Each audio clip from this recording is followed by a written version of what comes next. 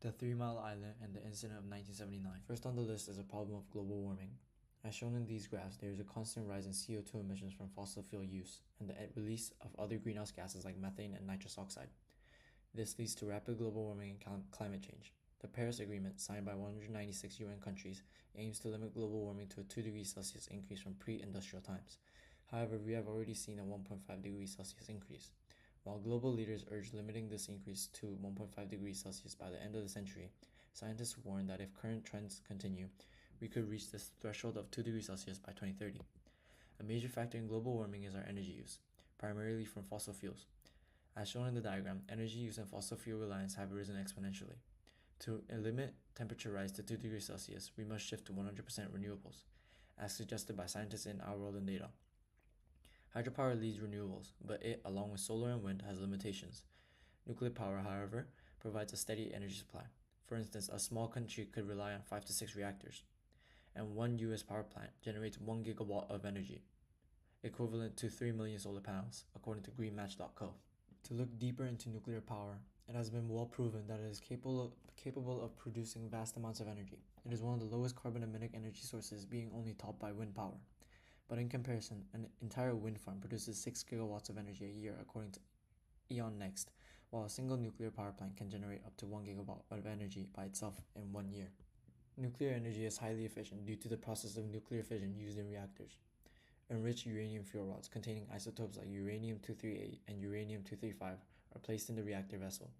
Neutrons moderated by materials such as water collide with uranium-235 nuclei. When uranium-235 absorbs a neutron, it becomes an unstable uranium-236 isotope and splits into smaller nuclei, releasing a vast amount of kinetic energy and 2 to 3 more neutrons. These neutrons sustain the chain reaction, generating electricity. According to World Nuclear, there are different designs over the years of development in the nuclear industry that harness this kinetic energy in different ways. Most commonly, they are the pressurized water reactor, the PWR, the boiling water reactor, the BWR, and the pressurized heavy water reactor. Pressurized water reactors are the most common and accounting for 70% of all nuclear power plants in the world and will be the one discussed further. The 3 Mile Island reactor was a PWR type reactor that was built in Pennsylvania in 1974, September 2nd. It had the Babcock and Wilcox design. Note that this design was not used in any other nuclear reactors after the incident, as an agreement by the IEA to not use the same reactor design that has a history of an incident. It used light water as the moderator, and originally had 2 generating stations until the incident of 1979.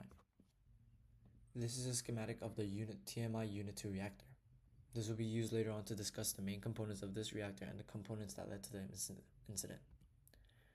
There are always benefits and risks to everything. Nuclear reactors are the same. While the benefits of nuclear power include benefits targeting the future of humanity with environmental benefits and future economic benefits.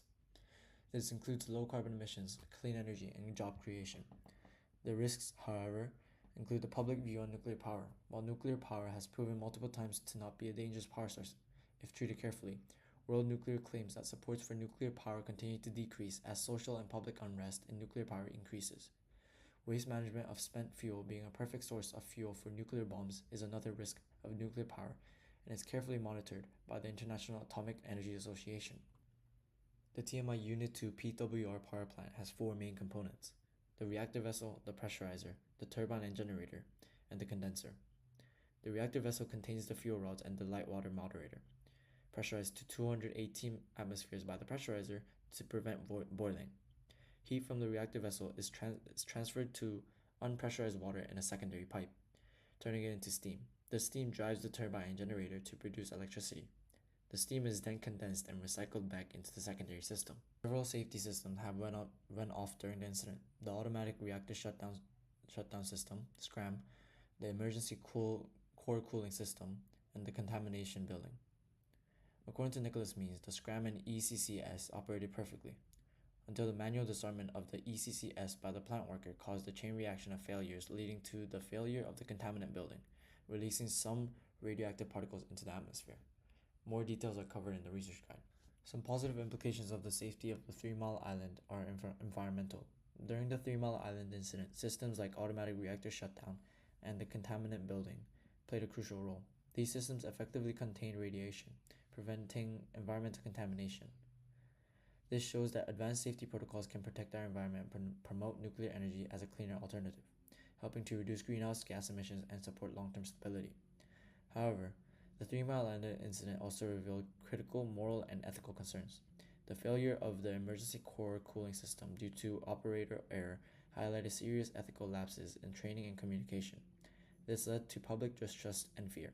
Ensuring proper oversight, continuous education, and strict adherence to safety protocols is essential to prevent human errors and maintain the credibility of nuclear power as a safe energy source.